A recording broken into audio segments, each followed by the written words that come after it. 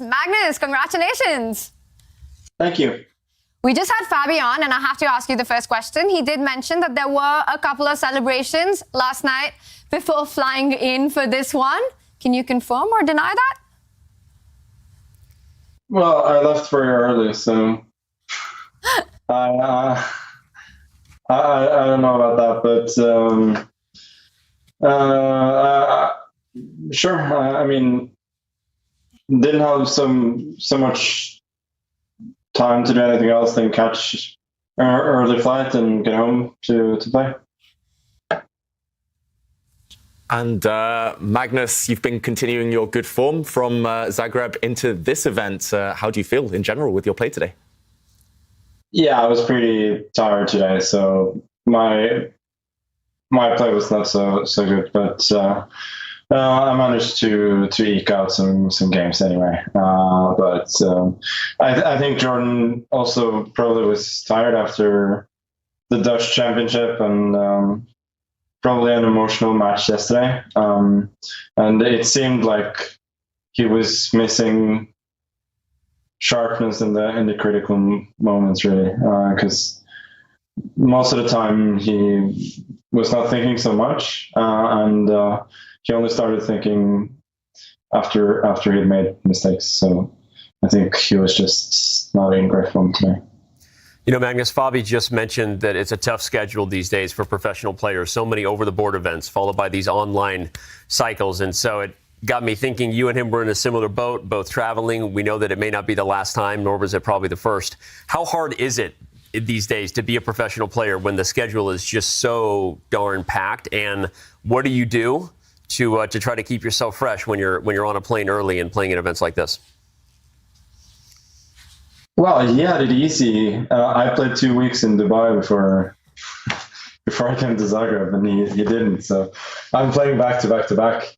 I don't know. I just I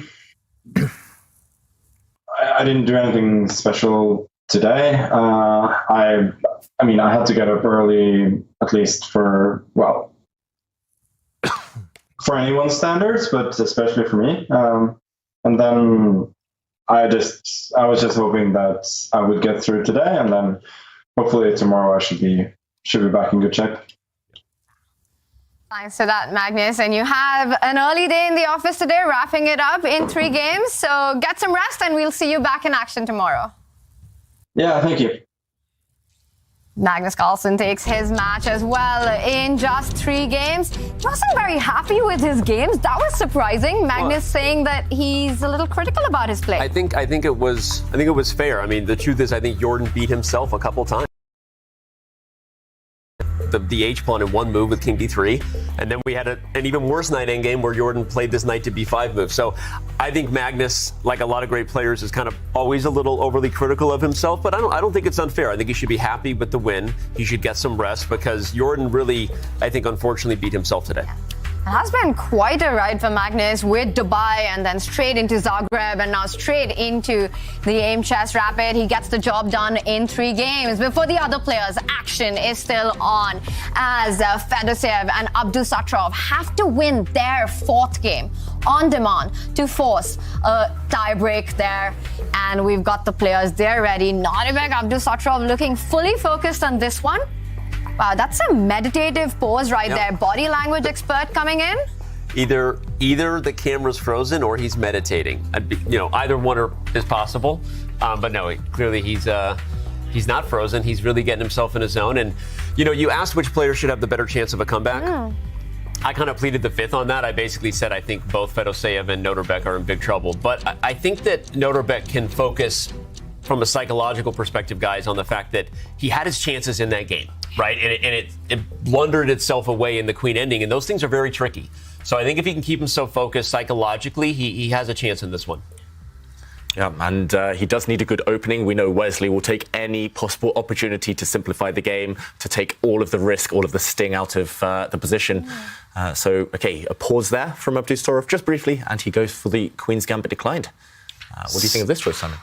It's so hard nowadays with the black pieces against someone like a Wesley's strength to get a position which is just dynamic. And I think you just got to try to keep the pieces on the board. I think the strategy to win a game is you don't go too crazy. Keep the piece on the board, keep some tension, and just wait until you get an opportunity. Hope you get an opportunity.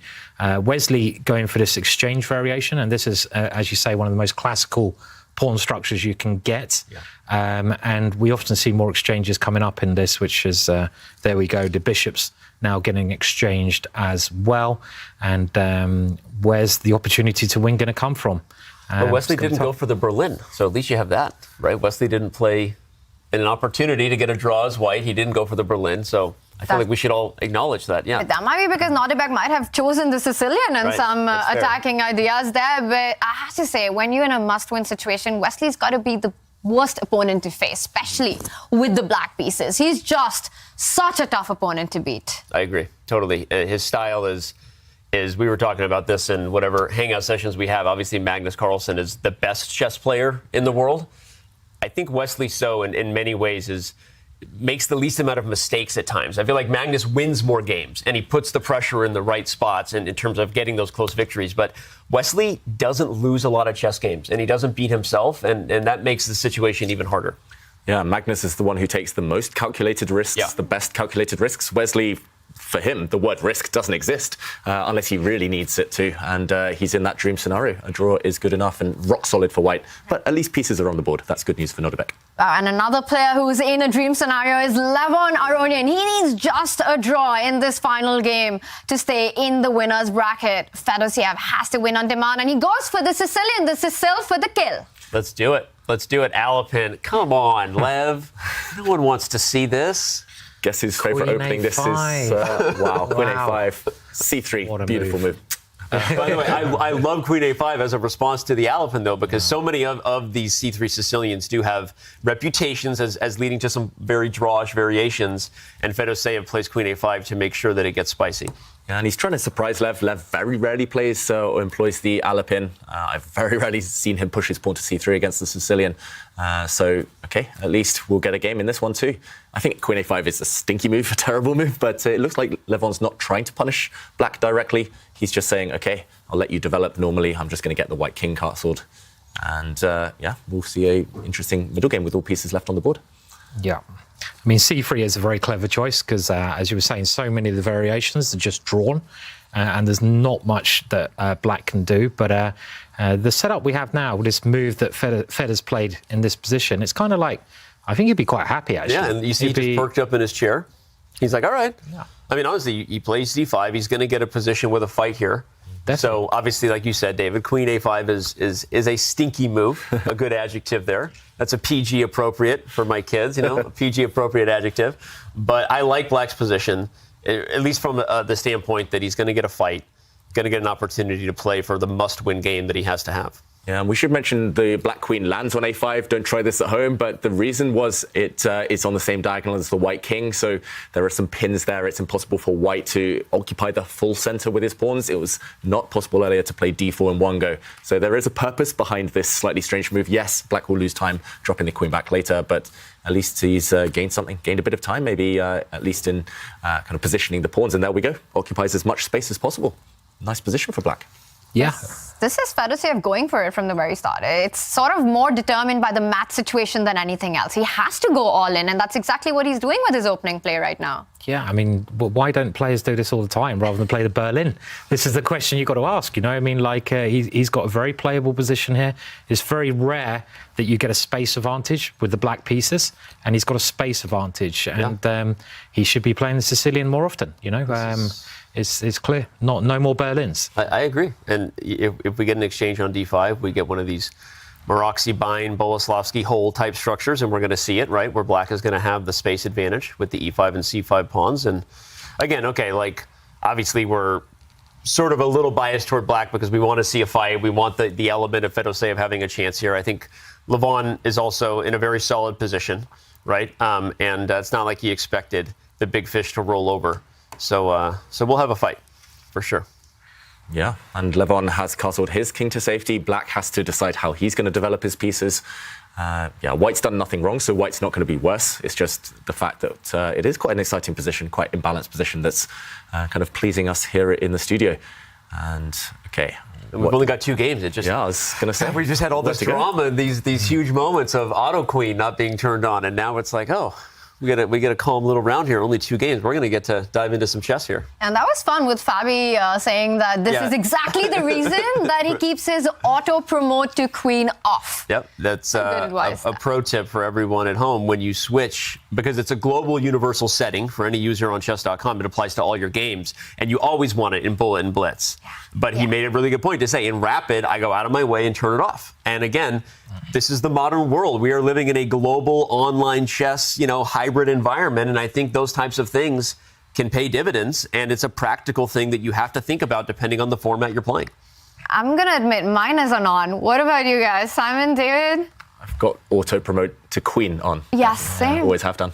No, mine's not on. No. So I need to. That's because you learn tips. Prefer to promote to knights. I prefer the knights, They're more trickier. Yeah, the queen. If you get to that stage anyway, you're normally doing pretty well, so you might as well rub it in and get a knight or 2 or 8 or something. This is why David's a much better chess player than both of us. He prefers queens. He can flag my opponent. He likes queens, yeah. All right, bishop f5 is played. This is where the bishop belongs when it comes to putting pressure on the d3 pawn. But it also is inviting a little bit, right? Inviting some attacking chances. Yeah, and I think this is very specifically aimed against one of White's ideas. If we had seen, for example, Fedoseev play a more traditional move, let's go back one, if he played maybe bishop e7, then White could just destroy the center immediately with d4. I think this is one of the ideas you're alluding to, Danny. And for example, if everything comes off, at the very least, White can play the move knight to b3, hit the queen, force it back, next move, take this pawn, and we see all of the center has disappeared. It's symmetrical. Most likely result is going to be a draw, and that's not sufficient. So bishop f5 does say, okay, if you push forward now, at least I have the option, maybe after a trade, of pushing forward. I'm not sure you want to take this option, but he's floating that idea in Levon's mind. Also, perhaps you should show why. I think if e4 is played, there's knight h4, and that's the problem with not playing bishop e7, which is why I think it's a cool thing to finish, because that was the trade-off, right? Fedoseev chooses bishop f5, but allowing knight h4 at some point might backfire. So I think you're right, David. I think we'll see d4. Anyway. I think d4 is a great move. I mean, the black king is stuck in the center. It's going to take 2 moves to castle it safely. And this is the opportunity you've got to take with White when your king's castled. You've got to open up the center. I mean, even if you only need a draw, you've got to play like you're trying to win the game. That's also important. So this d4 move looks quite scary for Black, actually. I mean, d4 looked good, but instead he played knight to h4 anyway, attacking this bishop, and after the bishop stepped back, bishop to g4, so attacking without the use of pawn breaks.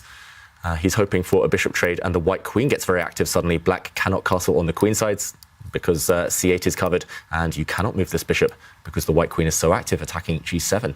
Interesting. Fedoseev looks angry. He looks angry about that. He's like, you're taking away my chances to keep this game interesting. All right. He does exchange and go back, but...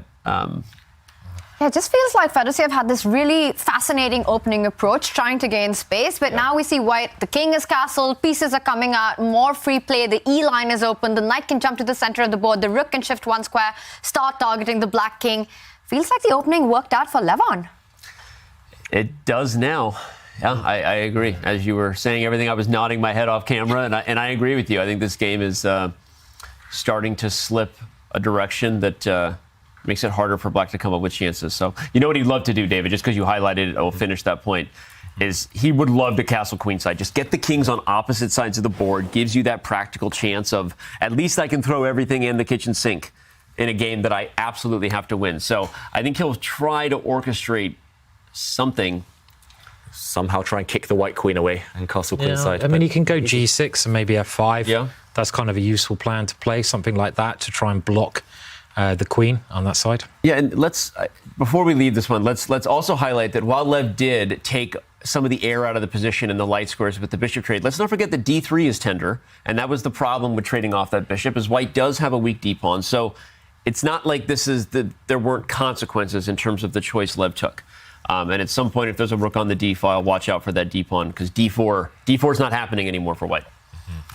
Yeah, without pawn breaks, you might have pretty pieces like White does here. The white queen, white knight's looking active, but they're not really hitting anything, and it takes them a while to break through. So Fedoseev, big question for me is, will he offer to trade queens? Obviously, you want to keep queens on when you need to win, but Here, trading queens would at least get rid of some of the pressure, get rid of some of white's active pieces. For example, black's queen could slide one square to d7. What do we think of that? It's one of those situations where you have to play the match and not the position as much. Even if it means objectively a worse alternative, you want to keep as many pieces on the board as possible here. Dilemma for Fedoseev right now. And Simon, do you agree? Do you choose white? I'd choose white here. I mean, I just like king safety, and especially at this quicker time limit. So I think I didn't mean to laugh when you said that. Just because you said you like king safety. I'm sorry. It just... Well, I hate king safety. I try to keep my king safe, Danny, but it doesn't always work. You love double-edged positions. I like double-edged positions, but I like to be the one attacking. I like to have the initiative, and it just feels like, white is at risk-free at the moment, and maybe he can throw Freddie forwards as well. This pawn in front of the rook. I mean, you mentioned opening the position. Maybe a move like that is a good lever to try to open things up. Fedoseev has to find a way to create chances in this one. Right now, Levon Aronian looks like he's in a driver's seat. Meanwhile, Wesley So also ahead in the match. And looks like he's got a good position out of the opening, playing with the white pieces. A lot of space there in the center. But Nordebek trying to create something on the queen side. Yeah, this is one of those plans. Usually when you get these Queen's Gambit structures, right, these Carlsbad structures, you have two plans for white. One is the minority attack, which means white would be attacking on the queen side with the 2 versus 3. The other is this e4 break for white. And it looks like Wesley got it with interest here because the pawn has landed itself on e5. Here comes f4 and f5. So I agree, Tanya, Nordebek is attacking on the queen side as he should be, but the more I look at it, I'm like, I feel like this is one of those games where Nordebek invited the craziest of chances because he knows he has to win, but it may end up leading in a defeat. Yeah, big risks. And wow, okay, Wesley not following traditional chess wisdom and playing on the side this time where he's a bit weaker, but he's just trying to halt the advance of black's pawns. He's saying, okay, commit one of them and things will block up. He's hoping that after b4, he just removes his knight. I'm not sure which direction he plans to go to. Let's say this one. Next, he might even kick away this black knight from its nice perch, and then it will be his turn to start advancing the pawns. And these pawns, once they start rolling, will be extremely dangerous and tough to stop. Looks like b4 is on the board, and the white's knight is going back. I'm slightly surprised that he didn't just race towards this. I agree. He played a4, which was the move to respond to b5, but I was wondering why he didn't just go all in. So it's one of the psychological things that can happen when you're in the other person's shoes, meaning not the one playing for the must win, but playing not to lose, right? And sometimes that can backfire a little bit if you're a little too defensive minded. So, but Wesley's always had these match strategies, right? He's up a point. He's happy to just keep things solid and make a draw, even if he has the advantage. And look at that. Nordebek said, you want to block me on the queen side. Not happening, and goes for the central break. It had to be done because you have to try and create chances. c5, I like it. Simon, what do you think? Yeah, I mean, this is starting to, I think, go black's way now. I mean, in chess, you've got to take your opportunities. And this idea of going for the attack, it just looks so strong. And now black's taken over the middle of the board. The white pawns, they could be quite loose. If you take the black pawn, black's pieces fly in, and otherwise black's going to capture you, and the pawns just become weak. So actually, I think Nordebek is suddenly doing quite well here. He's got a nice knight in Wesley's position, and it's a messy position, just what he wanted before the game started. I agree. Ooh, tactics. Hello. We all perk up a little bit in our chairs. Knight takes b2. There's a c4 pawn coming. David, take it. Tell us what's going on, David. I need some help here because black has given away a piece. I'm not sure which way white intends to recapture. For example, if you take with the knight, boom, fork. And yes, you've given up a piece. You'll regain it with maybe interest next turn. Neither of these pieces can save themselves. Maybe you drop back with a bishop and suddenly black is the one with the open file. Black's rook can come. Black's knight might start jumping into the position. Certain counterplay. Really nice tactic there. I'm not sure whether objectively it's strong, but psychologically tough for Wesley to deal with, maybe. It's a very brave decision by Nordebek, just giving up a piece to get his pawns rolling down the board. It's playing with fire. Is that a decision that you would take on the board, David, given the match situation? Yeah, I think if I'd spotted this move, which is a big if, then I think it's a great decision for Nordebek. He needed to try something. Why not something like this? And just to show again, for example, rook takes this time, c4, and Either way, black is going to emerge with a passed protected pawn on b4. What's the c-pawn's name? Charlie. A couple of names. I like Charlie. Yeah, Okay. Charlie's a good name. So named after my cat. So there you go. Can't be bad. C4 can be explosive at times, though. It can be. Yeah. Oh, that was good. Yes. Very, very nice. Sorry, I feel like I've been left out of the cringy pun game stuck between you two. I just had to jump in. Have to get one in, and but it's just a mess now, isn't it? And I'm loving it. It's complete chaos. Yeah. F4, just adding to that mess, adding to the explosive nature of this position now. I love it. This is awesome. Like, this is an eval bar game where you get to say, take that, computers. You don't know what's going on. This is not like some position where they've calculated a draw. This is like, well, even at the depth that is way stronger in our supercomputer jet engine compared to your human brain, I can't figure this one out right now. This is an absolute slugfest. Instinct-wise, then, if we're struggling to work it out, who would we take? I'll say black. I'm not sure why. It feels like I'm about to get steamrolled in the center, but it feels like black's Freddie's coming to F5. I mean, what do you do? What are you doing? I mean, I'd like white. Yeah. I like white. Yeah, I love the extra piece. Get the pawn rolling. Yeah, I mean, I'd like attacking. Okay, but so here it's a bit Bishop biased, F5 and David laughs at all of us. He goes, yeah, well. A knight jumps into c5, though. White has some squares. Black's light squared bishop will fight the very strong knight on c5. It's not going to be easy. I just like the black b4 pawn. Somehow, it feels long-term. If you survive long enough, then that might play a key role. But early days, bishop f5, blocks the pawns. Good move.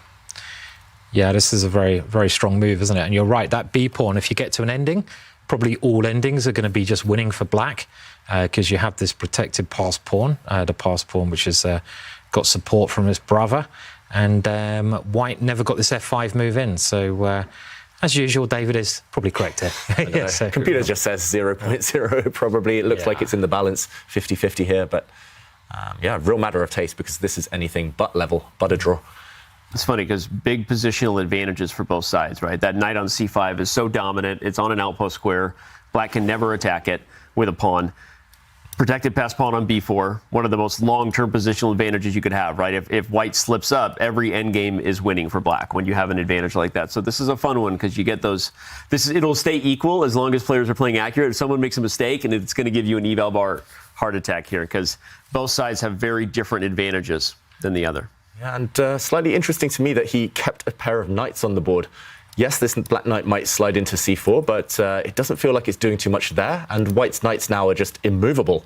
And it looks like one-way traffic. He's starting to get ready for this pawn storm. Maybe I was wrong, Simon.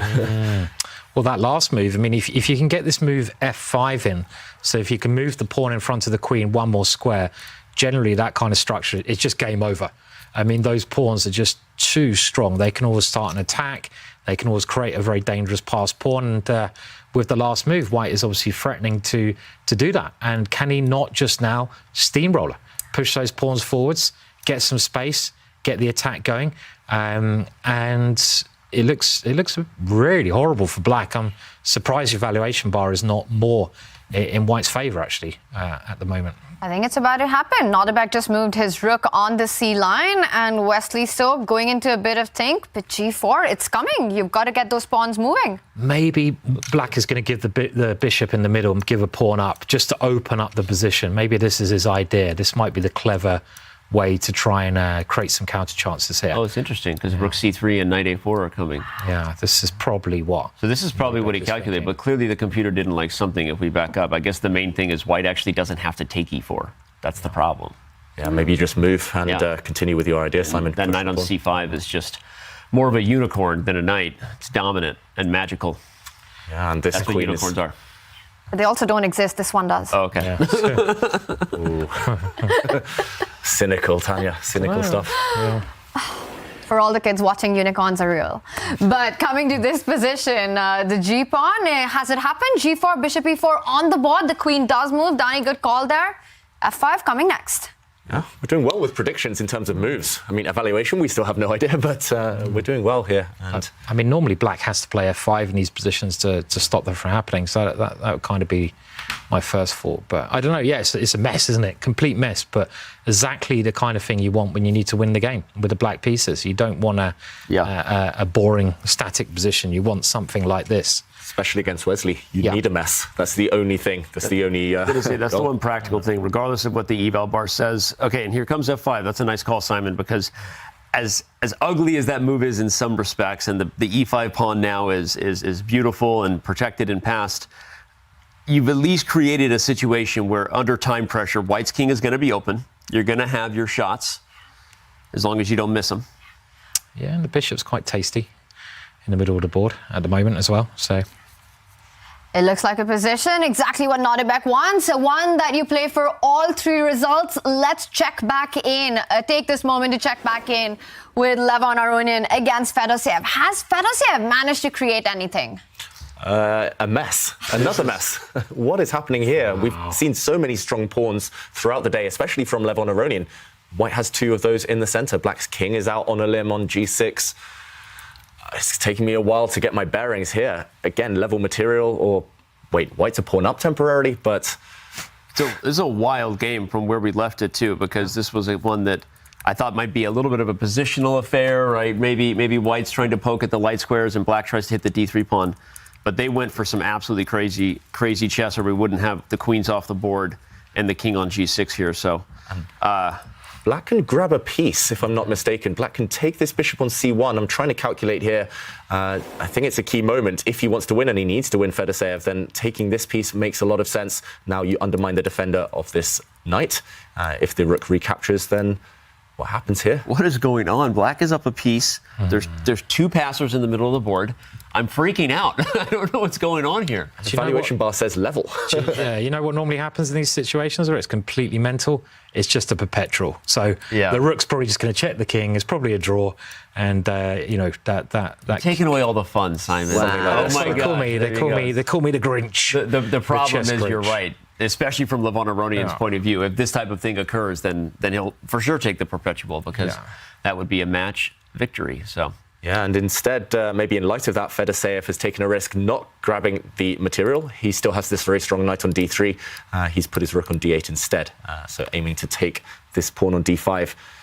And how to keep up the pressure. There's two threats. Rook takes pawn, and maybe now knight takes bishop, that you've gained a move. Yeah, you're threatening. You're threatening to anyway, because the knight on G5 is hanging, so White has to deal with that, but there's so many moves here. There is a little tactic here, isn't there? I mean, you can try and take the knight and go in with the knight. I want to go knight into the center of the board, knight to E6, but this way I probably stop the black rook from taking one of my strong pawns. I love my pawns in the middle because of this tactic that Dave is showing here. And if I can keep those pawns, but playing like this when you only need a draw is so risky because you're giving material up. And it's the kind of thing Lev would do, though. You know, Lev is 100%. He's such a brave player. You know, he's very calm. He's got that experience. But I just don't want to lose one of my pawns, because if I do anything else, I think I'm going to lose one of my lovely central pawns. Maybe the knight can come in as well, but then Black's going to pick one of those guys up. So it looks interesting. At least. Levon loves himself an exchange sack. Yeah, I mean, and objectively, I think it has to be one of your top candidate moves. So I really like that idea. Yeah, if you start with the knight move, then rook takes pawn is possible. There's no knight check because the black knight covers this square, and after rook takes, the black rook will land on a protected square. So even a tactic like this, black emerges with an extra pawn, or well, a dominant position. So yeah, you can reverse engineer that whole variation, and I'm loving it, Simon. Just rook takes knight. Why not? Looks like. Can you also take the knight and then play D6? Ooh, I mean, you don't have to play knight E6. Like, can you? Yeah. Maybe Computer bishop likes it. Maybe bishop takes pawn now is something you have to consider. I mean, it's you know. Then you got two pieces for the rook, right? And this is If you can stop that pawn, you're right, and you can just block it, right? So it's maybe what Lev's thinking of. I reckon he's seen both these lines, but that other one you showed where the knight goes in here, that might have been leading to some technical draw, right? Where you don't give up the material.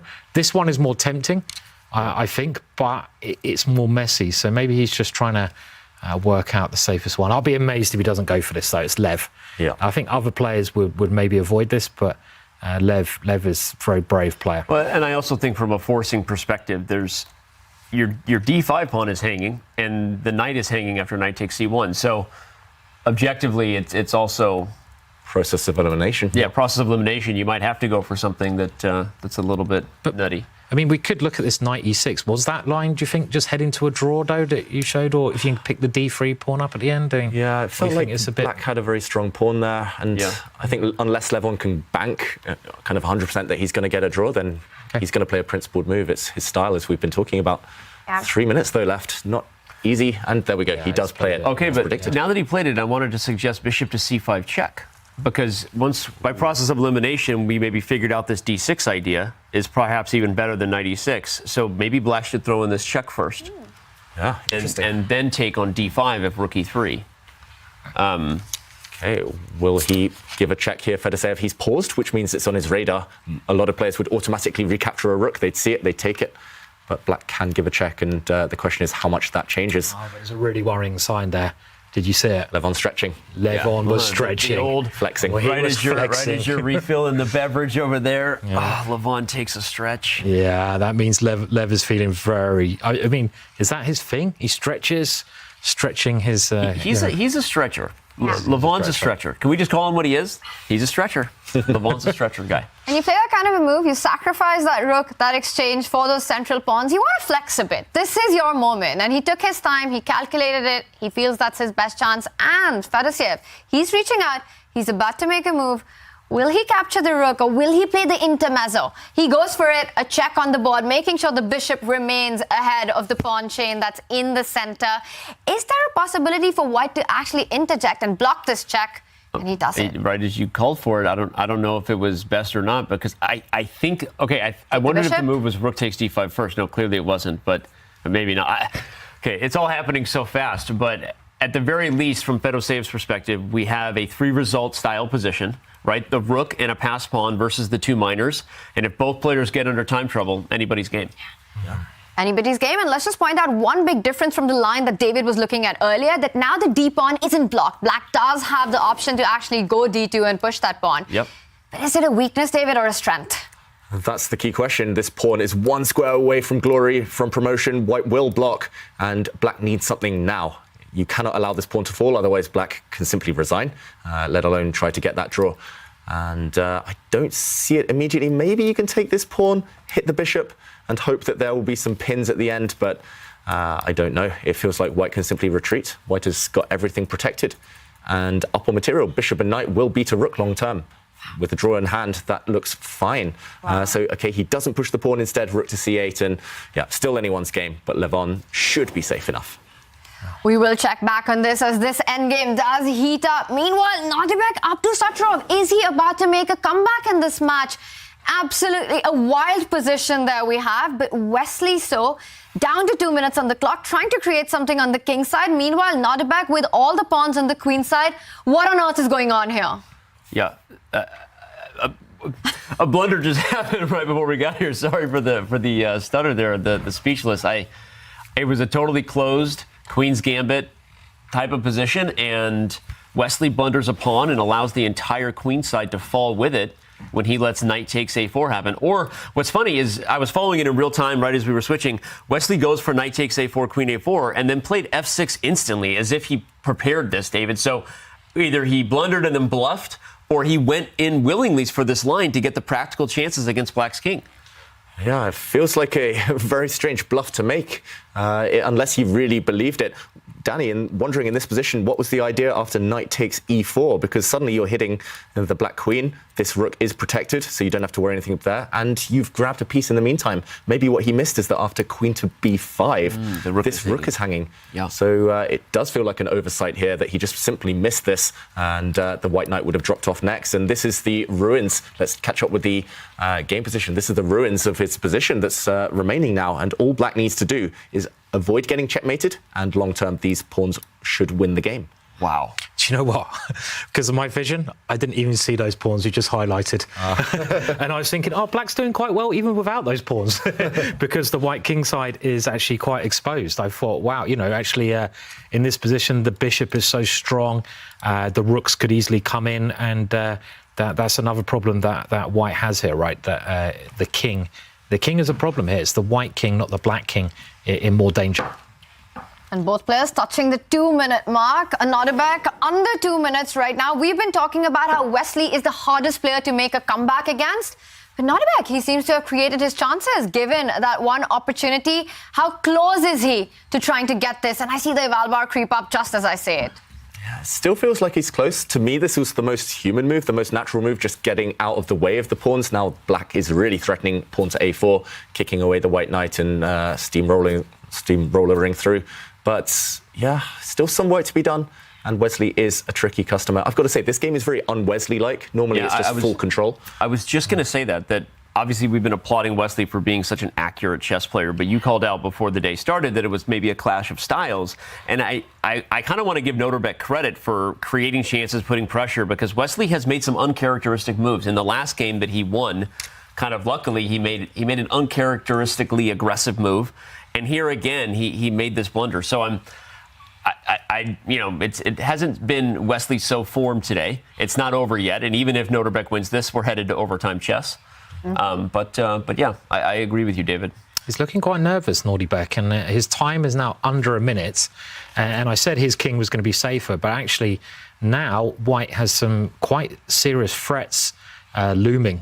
Just capture the only protector of the black king, move the other rook in.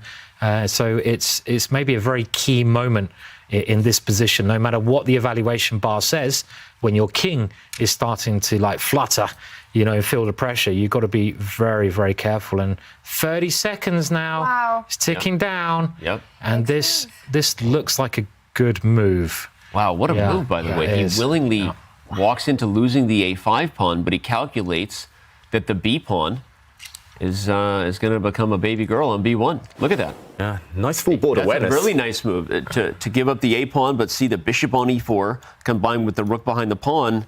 Push him, baby. That's a very, agreed. Yeah, you're going to make a new queen. Nice find, especially in time pressure. Beautiful calculation. And getting rid of the queens would totally destroy White's chances of getting an attack. So, Wesley, how does he keep the attack going? Can he? Maybe it's impossible. Yeah. He has to find a way to keep the queens on the board. What happens if he just sidesteps on h4? Yeah, again, this queen is on such a kind of devastating diagonal. If it just gets one check, White's going to be the one mated. But I don't know, rook takes rook, for example, forcing the white queen back.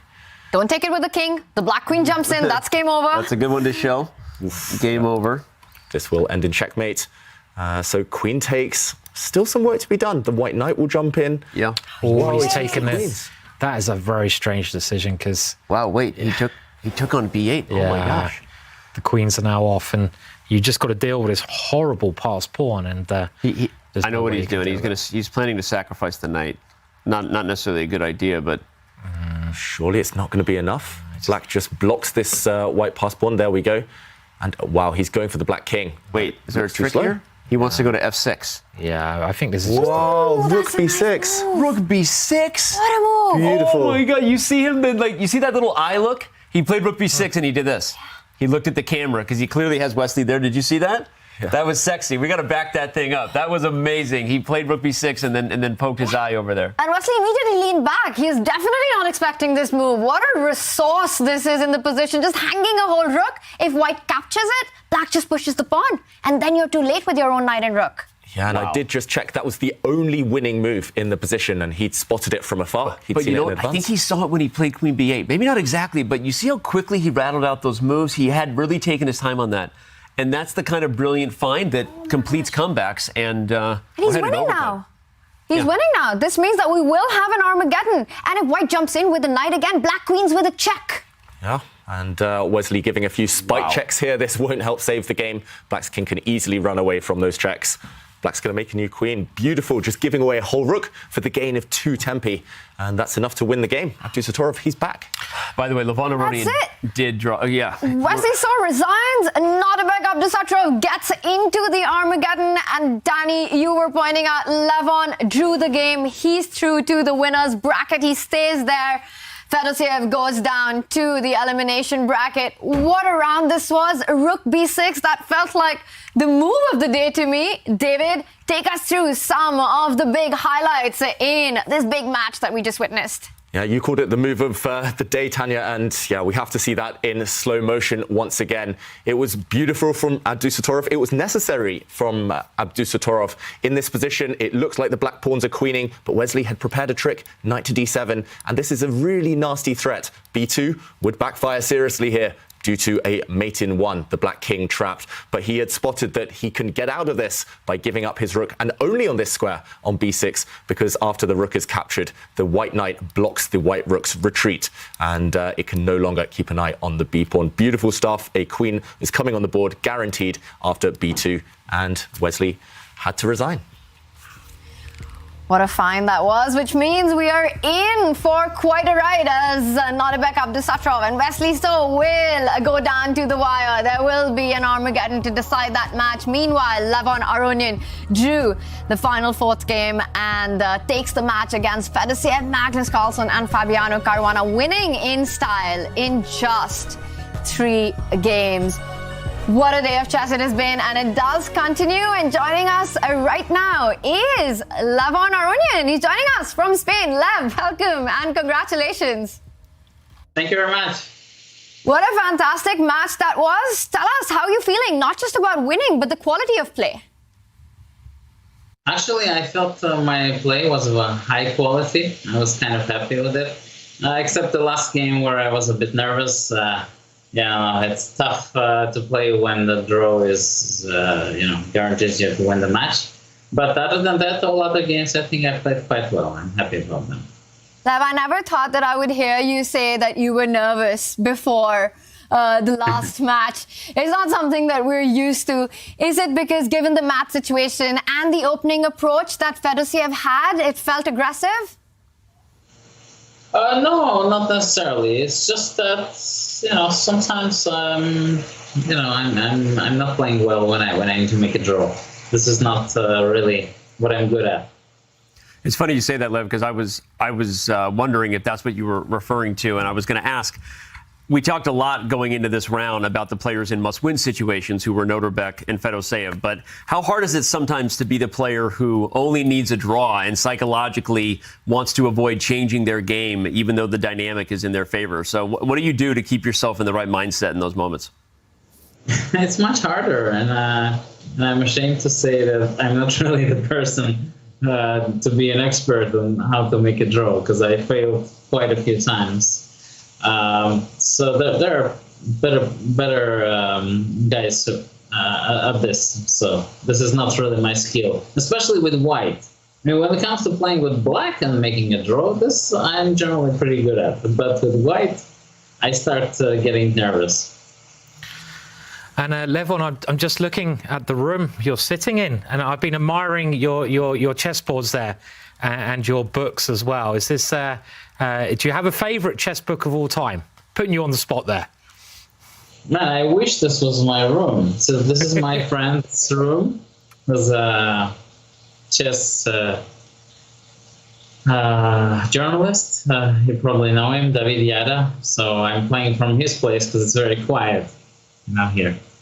So he's in a bit of a remote place in San Sebastian. But talking about the favorite chess book, yes, probably the 7 Chess Deadly Sins by Jonathan Rosen. That's definitely my favorite.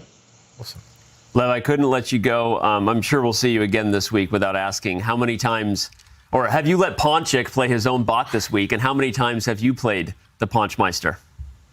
I think I played against Ponchik at least 50 times. Levon, I remember the last time you played against him. Yesterday, because I keep on showing to my friends, and the witty lines that are prepared for Ponchik. I'm very happy and grateful to you, Danny, and the chess.com team. The Ponchmeister deserves it. He's a bot. That's what we're referring to, by the way, for those who don't get it. You can play Ponchik at the bot page. Sorry, Tanya, go ahead. I was also thinking about your incredible performance at the Global Chess League, and right after that, in the closing ceremony, what's Lev doing playing against the Ponchik bot? Well, I missed my boy. Thank you so much, Lev, and congratulations once again on your performance today, and we look forward to having you back and watching all that you bring to the board tomorrow. Thank you very much. I'm excited. Levon Aronian wins against Vladimir Fedosiev, but the chess continues as Nordebek Abdusattorov managed to strike back with the black pieces against Wesley, so one of the hardest players to beat on the circuit, and we will be going down to the Armageddon on the other side of this Twitch break. Stay right here.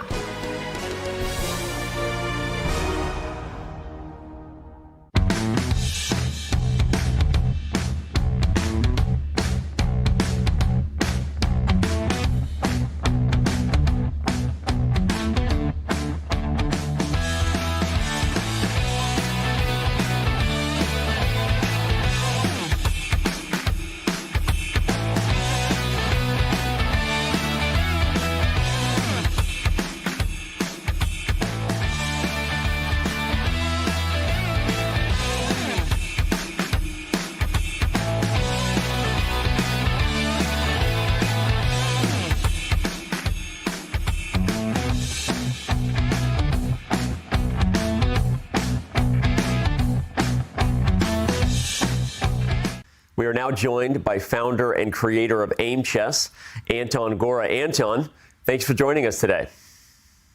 Hi guys, hi Danny. Thank you very much for having me here. Well, first question I have for you before we get into Aimchess and maybe all the great things that those tools can do, let me ask, did you ever think that Aimchess, your creation, would be the title name of a Champions Chess Tour event?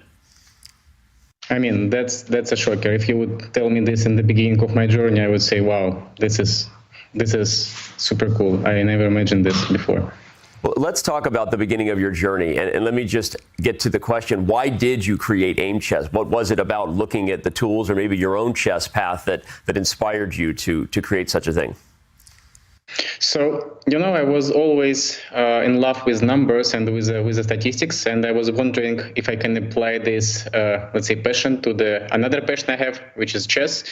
And yeah, when I started, I just tried to understand, all right, what is the difference between two 1,500 players? Right. And then I started digging into the details, and here we go. Well, tell me more about that then, because I think for some people they may think, well, what exactly does Aimchess do, and is Aimchess for me? Is Aimchess for all levels of chess player, from beginner to master, or who would you say its target audience is to help them improve their chess? Yeah, I think Aimchess is really great for 2,000 minus players. So for all those beginners and club level players who want to improve their game, but who is not, let's say, titled yet, for instance. And what the Aimchess is doing is downloading all your games you played on chess.com or other platforms and analyzing it, and then crafting the personalized lesson for you right from your own games. And the position we're taking, it's those positions where you can play better, where you can improve your end games or middle games, tactics, and even openings, anyone's. That's fascinating. So is the suggestion that you get from all of your games something you can then do right on Aimchess? Does it recommend other tools or other sites as far as, hey, you should just work on an area of the game, or is it very specific in terms of what it can suggest and tell people to do? Exactly. I mean, we can be as specific as to say, you have problems in your King's Gambit opening or any other one, and even show you how many mistakes you made in this position or in that position. Okay. But the true power lies under a number of positions. So we're giving you mistakes which you frequently continue doing, so which you're repeating again and again, and then it makes sense to improve there. Make sure you hit your target, I guess. That's why the Aimchess, I guess, target practice. Make sure you really know what you're aiming for. So, Anton, it's fascinating, and obviously it's awesome. Something that everyone watching this should consider checking out. How easy and where should they go to sign up? How easy is it, and where should they go to sign up? So the easiest way is just to go to chess.com and open Learn menu, and you can find their Aimchess training. So just go there, put your chess.com username, and find out where you can improve right away. Well, I'll definitely be giving it a try. I hope that everyone watching this will do so too. Like Anton said, you can find Learn Chess in the chess.com Learn menu, or you can just go to aimchess.com. Anton, thank you so much for being here, and we're going to get back to the Rapid Games right now. Thank you. Thank you, guys. Want to improve your game? Click the link in the chess.com navigation bar to try Aimchess today and increase your rating 31% faster than standard tactics puzzles. When you sign up for Aimchess, our powerful AI breaks down your latest games and provides actionable insights to immediately improve your game. You will also receive personalized lessons created from your game history to help you learn from your mistakes and a custom-made study plan to help you reach your goals. Learn chess your way with Aimchess, your digital chess coach. It's the fastest way to improve your chess with fun and targeted training.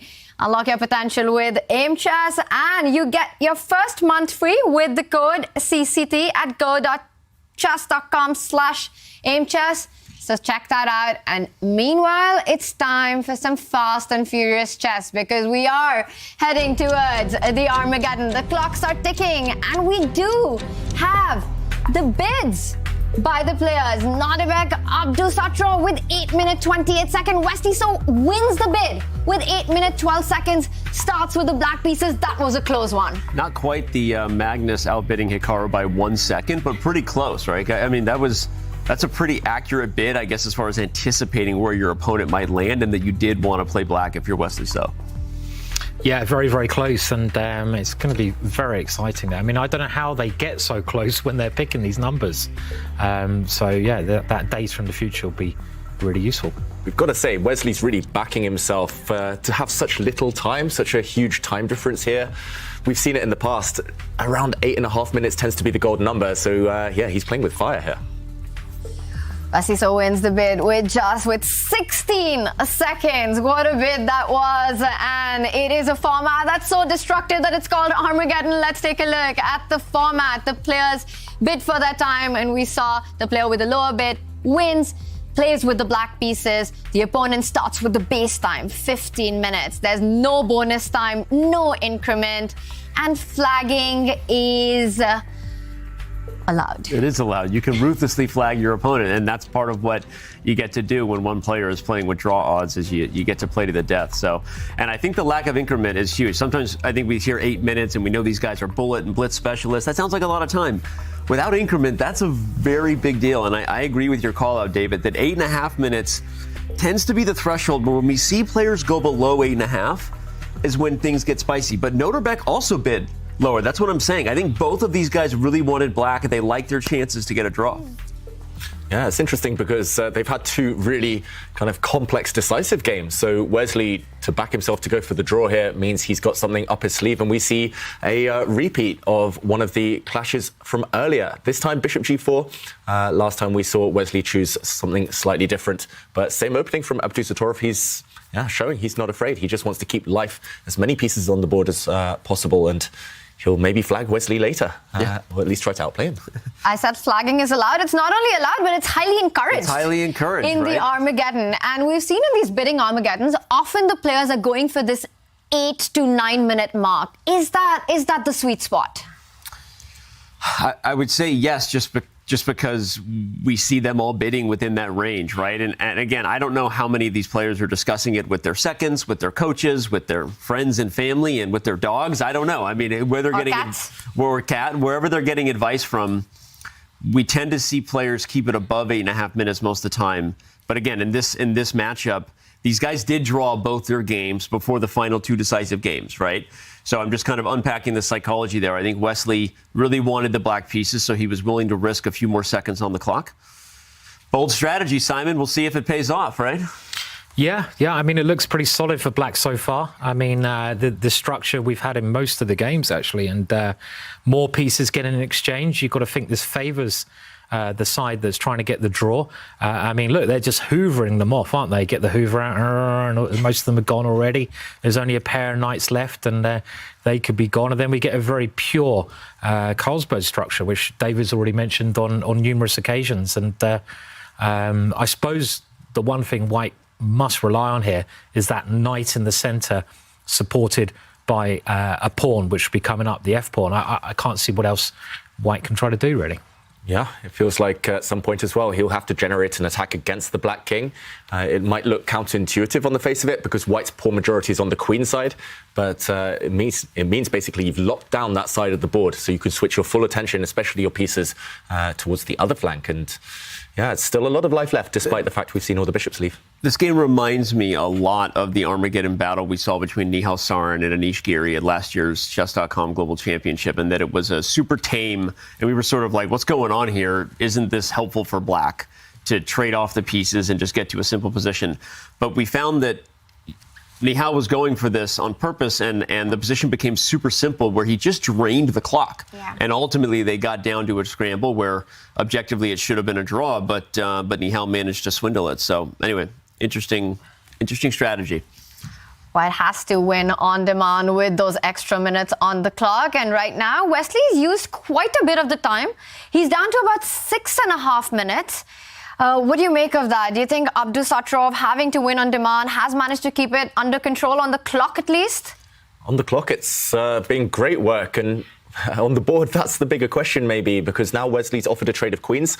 He backed up last move, Abdusattorov, saying, OK, at least I want knights on the board. But now if you keep the queens on, it will come at the cost of a pawn. White's pawn on A2 will be juicy, up for grabs. So big decision right now on the clock. 7 minutes is a huge difference, especially if you can kind of play those simplified positions that Danny mentioned right to the bitter end.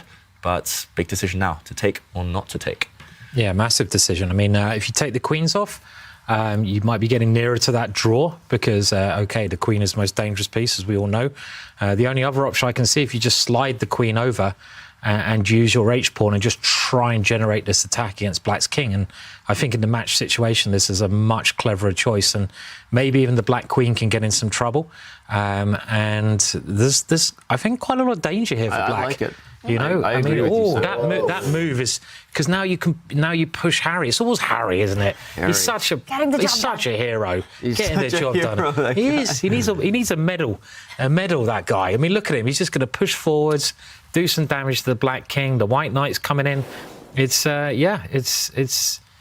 I mean, look at the evaluation bar as well. The evaluation bar is really not like. I was sitting here trying to wonder what it was. Is it a queen trap or is it just H5 and go ahead? I guess it's just push him, baby. Go for the attack. Yeah, and then you have to decide where you put the knight, right? Do you put the knight in the middle, trying to trap Black's queen, or do you go directly for the king by putting it on this square? And this square, threatening checkmate.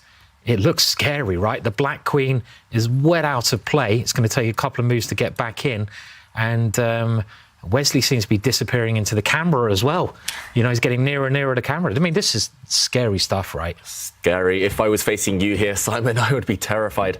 And all White needs to do somehow is get this queen into the Black position. Do you wriggle it around to this square? Maybe you come across. Either way, the Black king is in huge trouble. Sometimes you can lift your rook up the board and swing it across to H3. It looks like you've got 3 very strong potential attacking pieces. Black doesn't have too many defenders. So despite the fact the computer is saying it's completely winning for White, you still need the execution. And what do we think here? G6, Wesley's playing with fire, but... And I agree with the point Tanya, or I forget if it was Tanya or Simon made, but someone made the point about it was much better to keep the queens on the board, just from a practical point of view at the time. We didn't know that Wesley was going to take A2 and allow this, but I totally agree, and I think just letting your opponent think you have to use the advantage you have on the clock, and it's really paying off here. Just keeping more pieces on the board, and we see a trade on G6, and the knight captures. Is that a decision that surprised you? It did surprise me, I've got to say. I think just taking with the pawn, maybe there was a tactical issue. I was going to say there must have been something wrong with H takes G6. Maybe it's the White queen just coming across, and it would have slid in with a nasty checkmate. Some tactics here, meaning that Black cannot defend, but now Black's structure is fractured. And yeah, maybe it's just the brute force approach. Push forward, blow open lines towards the Black king while the queen is so far divorced from the king side. I would ask if anyone is surprised by what's happening in this game, but the more I think about it, I think my answer to the question would be that I always give the momentum, the favor to the person who had to win to force Armageddon, right? They're the one playing with the psychological edge, and some of the momentum is going to carry over. It has to. It takes a lot to get yourself totally fresh when you feel like you just blew it, right, in the previous game. And so this is a bit more of a runaway train or a landslide than I expected, but Noterbeck has all the momentum. Wesley is is clearly not himself today. And notice how Wesley's queen still stuck the other end of the board and the king facing fire here. All of white's pieces targeting black's king. The rook, the queen, and the knight picks up the f7 pawn. This has been domination by Nordebek. Nordebek managed to avoid the loser's bracket the entire Chess Kid Cup on his way to winning. He barely might be avoiding the loser's bracket today. Sorry, didn't mean to cut you off, David, but go ahead. He looks like he might be moving on and keeping in the winner's bracket. Completely agree. I mean, just disaster. This one from Wesley. The queen's still so far away. There is a threat on the board, actually, of black's queen taking on the g2 square, and there'll be a black knight fork, but unfortunately, it's white's turn. And I think you're delivering checkmate in a variety of ways. You could even slow play it here, just nudge the white queen up to f6, threaten knight to h6 checkmate. Queen and knight combo here is going to do the work. You can take black's pawn on d5, I guess, set up a discovered attack. He goes for that latter option. And how's this black king going to escape? It simply isn't. It was just such a greedy pawn, wasn't it, to take? I mean, it's easy in hindsight, but the black queen just got so sidetracked. And I mean, a2. Yeah, a2 earlier on when that black queen went a pawn up. And that's very unlike Wesley to have no sense of danger. I think one of Wesley's really strong points is he's got this great sense of danger. And with now 3 pieces attacking, 3 is like the magic number. It's got to be a checkmate, right? I mean, that king, it's got to go. Oh, there it is. It's checkmate. That's oh, my over. Wow. Did he just miss that? Oh, my God. He missed everything. And that's it. Nordebek takes the Armageddon, wins the match against Wesley. So what a performance this was by Nordebek, with Wesley really crumbling under the pressure of Armageddon. That felt like not even a game. I'm definitely speechless, just because, and it's not to disparage Wesley in any way, but I mean, that's not the Wesley So we're used to seeing. That was, he beat himself to lose that match, found a way to lose that last game, and then completely collapsed in Armageddon. And so, obviously, you know that he'll have a night to kind of right the ship and figure it out. But shout out to Nordebek for keeping his head in the game and completing the comeback. What a performance by the Chess Kid Cup winner, Nordebek Abdusatrov. He continues his run, stays in the winner's bracket in the Aimchess Rapid as well. What a match this was. David, it ended way too quickly. What happened there? Yeah, a premature finish there, but it just shows that Wesley So wasn't on form today. It was a masterclass from Abdusatorov, but a disaster class from Wesley So. And I just want to praise this one move. We'll show the checkmate in a moment again, but dodging the queen trade here at the cost of a pawn was what clinched it for Abdusatorov. Trading queens would have got the game closer to a draw. Queen to c2, even sacrificing this one, was a move of genius, a mark of genius here. h5, kicking away the knight, and the attack simply proved to be too strong. If we fast forward now to the closing stages, we saw this position, black's queen still just far too away from the rest of her army, and the closing stages, knight to h6 met by king h8, a blunder, but king g7 wouldn't have been great either. This would have led to a nasty knight for king h8 though, and queen g8. Good night, Wesley So. What a game that was by Abdusatrov. Nordebek, a mousetrap, inviting Wesley's queen to one side of the board and checkmating the king on the other side of the board. And with that, Nordebek Abdusatrov makes a big comeback in his match, taking the win in the Armageddon. And the other winners, Magnus Carlsen, Levon Aronian, and Fabiano Caruana, stay in the winners' bracket. What a day of action this was, and the one man who did what felt impossible, Nordebek Abdusatrov, winning his match against Wesley So. Nordebek, congratulations. Thank you. What an Armageddon that was. It got over too soon. It felt super smooth to us. Did it feel as smooth to you while you were playing? Were you surprised how quickly that went? Yeah, I got very comfortable position out of opening, and yeah, everything went smoothly, I guess. Yeah, apart from that, yeah, I mean, I was, of course, very happy to win on demand as game 4. Of course, I wasn't, of course, I didn't believe that I can beat him if he plays like normal chess, because, you know, he's most solid player in the world right now, I think. So yeah, I was quite happy I was quite happy to beat him on demand. Yeah, it was awesome, Nadebek. We were talking about how Wesley is one of the strongest players and the hardest players to beat on the circuit, and you managed to do exactly that. I want to talk about the bid a little bit. You lost out on the bid. Wesley got the black pieces, but you lost by 16 seconds. Were you really hoping for the black pieces there? No, actually, I just bid 828 because, I think it's too little with, playing with 7 minutes or less, because, it gets very tough at the end. So, yeah, I wasn't actually upset to lose the bid, but so I just played with white and everything went smoothly. And do you have a particular strategy in mind when you have to play these must-win games? I mean, do you just go a bit wild, or what were you thinking before that must-win Armageddon game? Well, I just wanted to create some, playable position with black, because, if you play some, gambits, I think it's not good strategy to play for a win from move 1. But if you get some strategical position where you can create some messy position, in the middle, where your opponent have spent some time, this kind of situation is, I think, very good to have a chance to bid. So yeah, I think I got very lucky that I managed to push my pawns, and I got this very strong protect pass pawn on b4, which decided the game. So yeah, it was very pleasant. And Nadebek, you're doing great so far this season on the Champions Chess Tour. You won the Chess Kid Cup last time out. How do you make? What do you think of your chances of winning this tournament as well? Well, it's too early to judge, but yeah, I'm just ready to fight, and I will give my best, and we'll see. And Nadebek, it was an awesome fight today. I want to get your thoughts on this bidding Armageddon, because it's a new thing in the chess world. Armageddons are always so exciting, and now it's with this twist where the players bid for time. Do you enjoy that? What are your thoughts on that? Yeah, I think it's very interesting for fans to watch how the players are approaching.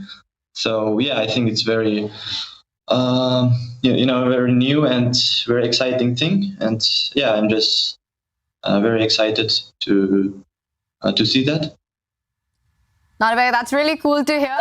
Great match today. Congratulations once again, and we'll see you tomorrow. Thank you. Nadebek Abdusatrov there, doing the unthinkable. He not only strikes back in his match, levels the score, but then takes the Armageddon in crushing style with the white pieces.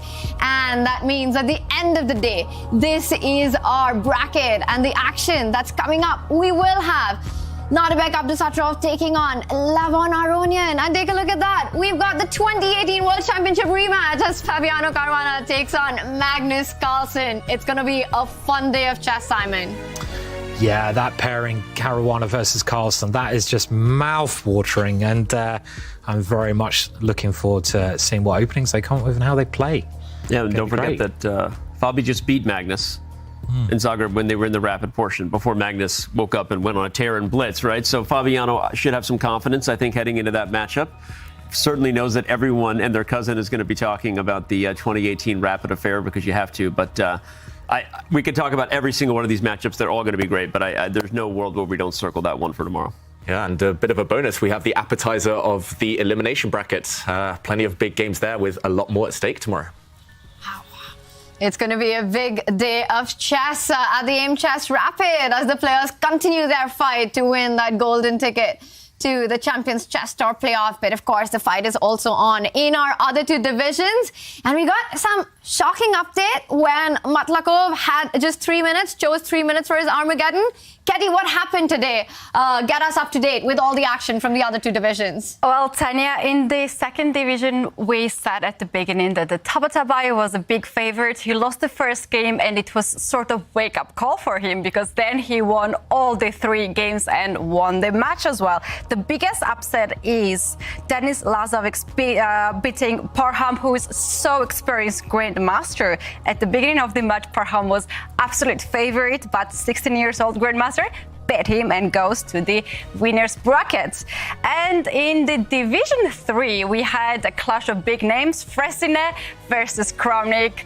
That match I thought would continue longer, but it ended just in 2 games as Kramnik just blundered exchange and Fresine took it and won the game. So that was it in the third division. And I'm looking forward to see more blunders and sacrifices tomorrow.